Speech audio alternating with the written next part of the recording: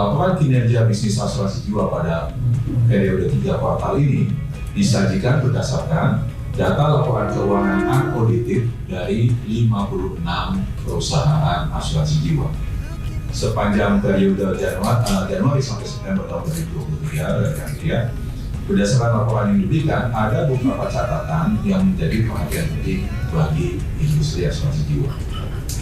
Kami melihat semakin meningkatnya kesadaran berasuransi masyarakat Indonesia.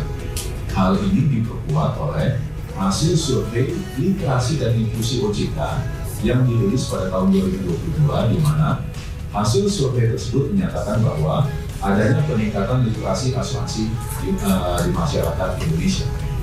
Hal tersebut membawa dampak yang baik bagi industri dengan bertambahnya jumlah tertanggung asuransi jiwa sebesar 16,5%, sehingga saat ini jumlah tertanggung industri asuransi jiwa mencapai 94,18 juta orang. Dari sisi pendapatan premi, produk asuransi jiwa tradisional mendominasi dengan meningkat secara konsisten. Pada periode Januari sampai dengan September tahun ini, pendapatan premi dari produk tradisional meningkat sebanyak 12,5%, dengan total premi produk tradisional mencapai 67,67 triliun rupiah. Kontribusi industri asuransi jiwa dalam mendampingi pemerintah untuk menjaga ketahanan keuangan masyarakat sangat tinggi. Hal ini dibuktikan juga di tengah tingginya inflasi kesehatan, industri asuransi jiwa tetap membayarkan klaim kesehatan sebesar 15,24 triliun rupiah.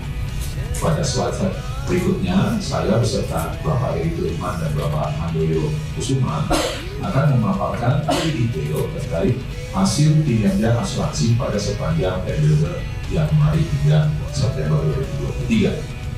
Slide berikutnya. Secara total tertanggung, industri asuransi jiwa mencatat sebanyak 94,18 juta orang, mengalami peningkatan sebesar 13,33 juta orang, atau sebesar 16,5% jika dibandingkan dengan kuartal 3 tahun lalu. Tertanggung perorangan tumbuh sebanyak 3,8% menjadi 26,97 juta, sementara tertanggung pukulan tumbuh sebesar 22,5% menjadi 67,21 juta orang. Secara total polis, ya bisa dilihat, sementara untuk total polis industri asuransi jiwa tercatat sebanyak 27,80 juta polis, tumbuh sebesar 1,89 juta polis atau setara dengan 7,3% jika dibandingkan dengan periode yang sama tahun lalu. Total polis perorangan tumbuh sebesar 4,6% menjadi 26,36 juta polis. Selanjutnya untuk polis pukulan tumbuh 9,2% menjadi atau sebanyak 1,51 juta polis. Tentang uang pertanggungan, dari total uang pertanggungan sejalan dengan total pertanggung dan total polis, uang pertanggungan sampai dengan bulan September tahun 2023 tercatat meningkat sebesar 10,3%. Secara total, uang pertanggungan mencapai 5.393 triliun rupiah. Uang pertanggungan perorangan mencatat peningkatan sebesar 2,5% menjadi 2.705 triliun rupiah. Adapun uang pertanggungan asuransi kumpulan mencapai 2.687 triliun rupiah atau bertumbuh sebesar 19,5%. Next slide-nya tentang total pendapatan. Sepanjang periode Januari sampai dengan September 2023, industri asuransi jiwa berhasil membukukan total pendapatan sebesar 162,87 triliun rupiah. Secara umum terjadi penurunan sebesar 0,6% jika dibandingkan dengan periode sama tahun 2022. Penurunan total pendapatan secara umum disebabkan karena adanya penurunan pada komponen pendapatan premi yang tercatat negatif 7,7%. Hingga September tahun 2023, total pendapatan premi asuransi jiwa mencapai 132,04 triliun rupiah. Sementara dari komponen total pendapatan lainnya seperti hasil investasi mencatatkan angka yang positif sebesar 23,42 triliun. ya, satu peningkatan yang cukup signifikan, 32,5%. Dan dari sisi klaim asuransi dan pendapatan, dari sisi klaim dari asuransi dan pendapatan lainnya, masing-masing membutuhkan total senilai 4,19 triliun dan 3,32 triliun rupiah. Next slide. Penurunan pendapatan premi sebagian besar dipengaruhi oleh turunnya premi dari produk asuransi jiwa unit. Untuk periode Januari hingga September 2023, berdasarkan produk yang dipasarkan, total pendapatan premi industri asuransi jiwa didominasi oleh produk asuransi jiwa tradisional dengan kontribusi sebesar 51,2% terhadap total pendapatan premi. Pendapatan premi dari produk asuransi jiwa tradisional masih tercatat konsisten meningkat sebesar 12,5% jika dibandingkan dengan periode yang sama tahun 2022 atau menjadi 67,67 triliun rupiah. Sementara pendapatan premi dari produk asuransi jiwa unit ini tercatat sebesar 64,37 triliun rupiah, hampir sama, tapi tradisional tetap sedikit lebih besar sebenarnya. Data tersebut menunjukkan adanya shifting produk ini menjadi indikasi bahwa pemahaman masyarakat Indonesia terhadap jenis proteksi yang dibutuhkannya bertambah baik. Indikasi tersebut dibuktikan dengan hasil survei kita di kami singgung yang menyebutkan bahwa literasi asuransi meningkat ke angka 31,72%. Next slide. Berikutnya, Bapak Ibu dan media adalah total pendapatan premi jika dilihat dari tipe pembayaran, maka dapat disampaikan sebesar 56,7% total pembayaran premi didapatkan melalui pembayaran premi secara reguler dan 43,3% berasal dari pembayaran premi yang sifatnya tunggal, single premi ya sekali. Pendapatan premi reguler mengalami peningkatan sebesar 1,9% dibandingkan dengan periode sama tahun lalu menjadi 74,83 triliun rupiah. Sedangkan untuk premi tunggal tercatat mengalami penurunan sebesar 17,4%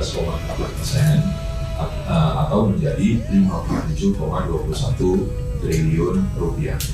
Sebagaimana yang selalu kami sampaikan kepada rekan-rekan media semuanya dalam banyak kesempatan, peningkatan pendapatan premi reguler yang tercatat konsisten sejak tahun 2022 semakin mengindikasikan bahwa masyarakat kita semakin memahami fungsi utama asuransi jiwa untuk proteksi jangka panjang. Selain itu, bagi perusahaan asuransi, peningkatan pendapatan premi reguler ini sangat disambut baik untuk menciptakan bisnis yang berkelanjutan. Next slide. Bapak Ibu, jika ditinjau dari unit usahanya, ya, total pendapatan premi dari unit usaha konvensional mengalami penurunan sebesar 7,9%. Sementara total pendapatan kontribusi dalam hal ini dari unit usaha syariah juga mengalami tekanan, hanya saja tekanannya lebih kecil, yaitu sebesar 6,1%. Total pendapatan premi dari unit usaha konvensional berkontribusi 88,3% dari total pendapatan industri asuransi jiwa atau sebesar 116,55 triliun rupiah. Sementara pendapatan kontribusi dari unit usaha syariah berkontribusi 11,7% dengan total nilai 15,49 triliun rupiah. Next slide. Selanjutnya adalah tentang pendapatan premi jika ditinjau dari kepemilikan polis. 83,4% total pendapatan premi industri asuransi jiwa berasal dari asuransi individual, asuransi perorangan. Sementara sisanya 16,6% berasal dari asuransi yang bersifat kumpulan. Pendapatan premi asuransi perorangan turun sebesar 11% menjadi 110,07 triliun rupiah.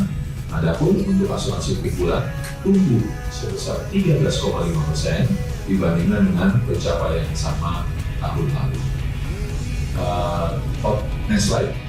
Sepanjang periode 3 kuartal tahun 2023, Bapak Ibu, industri asuransi jiwa mencatatkan premi bisnis baru sebesar 77,71% atau 77,71 triliun rupiah atau turun 12,7%.